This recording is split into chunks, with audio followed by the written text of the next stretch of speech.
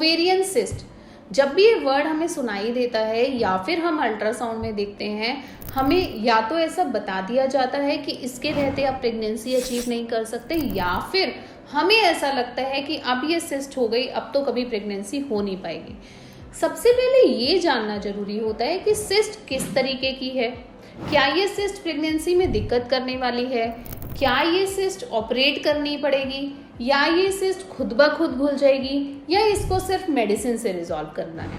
बहुत सारे सवाल पेशेंट के मन में रहते हैं, आप लोगों के मन में रहते हैं जब आप सिस्ट सुनते हैं। सबसे पहले ये जानिए कि सिस्ट एक ऐसे छाले की तरह है जो शरीर में जैसे जीभ पर छाला हो जाता है, एक थैली जैसा थैलीनुमा स्ट्रक्चर जिसके अंदर कुछ फ्लूइड भरा हुआ है। अब ये फ्लूइड के टेक्सचर पे, फ्लूइड के पैटर्न पे डिपेंड करेगा कि सिस्ट किस तरीके की है। जैसे अगर सिस्ट के अंदर ब्लड है तो वो ज़्यादा समय लेगी रिजॉल्व होने में।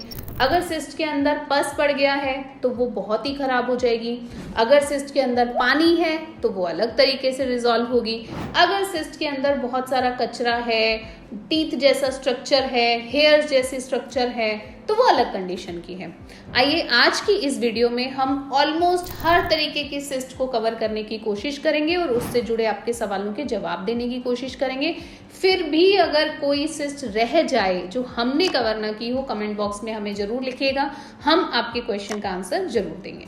कितने तरीके की सिस्ट हो सकती है? मल्टीपल तरीके की सिस्ट हो सकती है।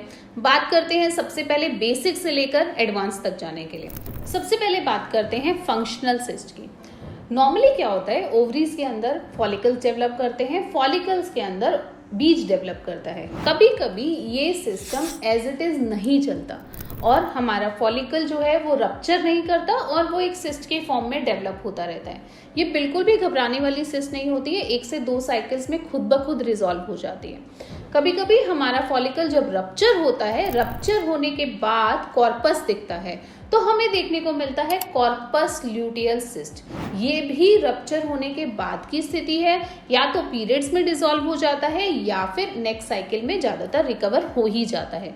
इन दोनों स्थितियों में ज्यादातर हमें किसी ट्रीटमेंट की जरूरत नहीं पड़ती। आप सिर्फ 1 से 2 साइकिल फॉलोअप कीजिए, वो खुद ब खुद रिजॉल्व हो जाएगी। अगर नहीं होती तो आप डॉक्टर से कनेक्ट कर लीजिए, वो 1 महीना आपको हार्मोन बैलेंस की मेडिसिन देते हैं और वो उससे रिकवर हो जाती है। Then comes haemorrhagic cyst. Haemorrhagic cyst का मतलब है कि आपका जो फॉलिकल डेवलप कर रहा था, उसके अंदर जो बीज डेवलप कर रहा था, उसका नेक्स्ट स्टेप आना था ओव्यूलेशन का। तो वो ओव्यूलेशन जब प्रोसेस हो रहा है तो उसी में कुछ ब्लड सेप्टेशंस, कुछ ब्लड कलेक्शन उस फॉलिकल के अंदर हो जाती है और आपका फॉलिकल जो है वो कई बार रप्चर्ड होता है, तो रप्चर्ड हेमरेजिक सिस्ट देखने को मिलती है। और कभी कभी रप्चर नहीं होता, यानी अंडा नहीं फूटता और सिंपल हेमरेजिक सिस्ट वहां बन जाती है।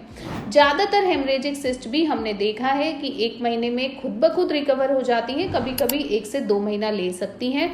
बहुत रेयर कंडीशंस होती हैं कि हमें इस स्थिति में किसी ट्रीटमेंट की जरूरत पड़े। नेक्स्ट आती है एंडोमेट्रियोटिक सिस्ट। बहुत कॉमनली आज के समय में यंग महिलाओं में देखने को मिल रही है और इस सिस्ट को लेके आपको डरना चाहिए। अगर किसी को एंडोमेट्रियोटिक सिस्ट है तो इसका मतलब आपकी ओवरी के अंदर जो फॉलिकल बन रहा था, उसके अंदर फॉलिकल बनने की जगह पर एंडोमेट्रियम का टिश्यू जैसा टिश्यू वहां डेवलप कर रहा है और पीरियड्स के दौरान वो उसमें ब्लीड कर रहा है और वो अब बन गई है एक खून से भरी हुई थैली। तो ये जो ब्लड की सिस्ट है कई बार बहुत कंसिस्टेंट रहती है, कभी कभी हर महीने पीरियड के ब्लड के साथ साथ बढ़ती चली जाती है, क्योंकि यहाँ पर प्रॉब्लम सिस्ट नहीं है, यहाँ प्रॉब्लम एंडोमेट्रियोसिस डिजीज है। तो अगर कभी भी एंडोमेट्रियोटिक सिस्ट आपको लिखा हुआ मिले तो आपको तुरंत डॉक्टर को संपर्क करना चाहिए। बहुत बार हमने देखा है अल्ट्रासाउंड में एंडोमेट्रियोटिक सिस्ट / हेमरेजिक सिस्ट लिखा होता है। ऐसी स्थिति में ये मतलब है कि एंडोमेट्रियोटिक सिस्ट है या हेमरेजिक है, वो अल्ट्रासाउंडोलॉजिस्ट क्लियरली नहीं जज कर पा रहे हैं, तो आप MRI करा लीजिए या 1 साइकिल के बाद रिपीट चेक कर लीजिए। हेमरेजिक होगी तो रिजॉल्व हो जाएगी, एंडोमेट्रियोटिक होगी तो परसिस्टेंट रहेगी, बट एंडोमेट्रियोटिक सिस्ट खतरे का निशान हो सकती है। फिर हमें देखने को मिलता है पैरा ओवेरियन सिस्ट। बहुत बार हमें ऐसा देखने को मिलता है कि ओवरीज के अराउंड, यानी अगर ये आपकी ओवरी है, इसके बाहर में छोटे छोटे छाले जैसी सिस्ट बन जाती है, जिसको हम पैराओवेरियन सिस्ट कहते हैं। इसमें आपकी प्रेगनेंसी में कोई दिक्कत नहीं होती है। पैराओवेरियन सिस्ट कई बार खुद रिजॉल्व हो जाती है, नहीं तो आप आयुर्वेदिक ट्रीटमेंट लेके पूरी तरह से इसे रिजॉल्व कर सकते हैं। अगर आप फर्टिलिटी ट्रीटमेंट में हैं तो इसको इग्नोर करके अपनी फर्टिलिटी पर फोकस भी कर सकते हैं। नेक्स्ट आता है पेरिटोनियल इंक्लूजन सिस्ट। ये पोस्ट सर्जरी ज्यादातर देखने को मिलता है। आप ऐसा मानिए कि 10 में से 9 महिलाओं में अगर ये सिस्ट है तो उनकी सर्जरी की हिस्ट्री होगी ही होगी। तो सर्जरी अगर कोई भी कराई है, आपने लेप्रोस्कोपी कराई है या आपने ओपन सर्जरी कराई है, तो जो हमारी पेरिटोनियम लेयर होती है, पेरिटोनियम वो लेयर है जो एक ऑर्गन को दूसरे ऑर्गन से डिफरेंट करती है, उसको अलग करके रखती है। तो उसके बीच में कहीं बार जो है ब्लड कलेक्शन या पानी के कलेक्शंस हो जाते हैं। ज़्यादातर केसेस में इसे छेड़ने की ज़रूरत नहीं होती, क्योंकि इस सर्जरी के कॉम्प्लिकेशन के लिए फिर आप एक और सर्जरी पर जाएंगे और फिर उसके बाद ये सिलसिला चलता रहता है। तो पेरिटोनियल इंक्लूजन सिस्ट बॉडी कई बार सेल्फ हील कर देती है। आपको इसे सिर्फ मॉनिटर करना है और अपनी प्रेगनेंसी पर फोकस करना है। अगर इसमें कोई इन्फेक्शन होता है या कोई दिक्कत होती है तो ही आप उसके बारे में बॉदर कीजिए, अदरवाइज आप उसको इग्नोर करके आगे बढ़ सकते हैं।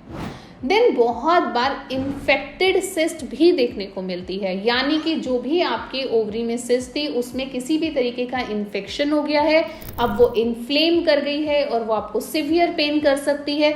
उसका भी इंस्टेंट ट्रीटमेंट बहुत ज़्यादा जरूरी होता है। Then comes dermoid cyst. Dermoid cyst एक ऐसी सिस्ट है जिसे हम हिंदी में गंदी सिस्ट भी बोलते हैं।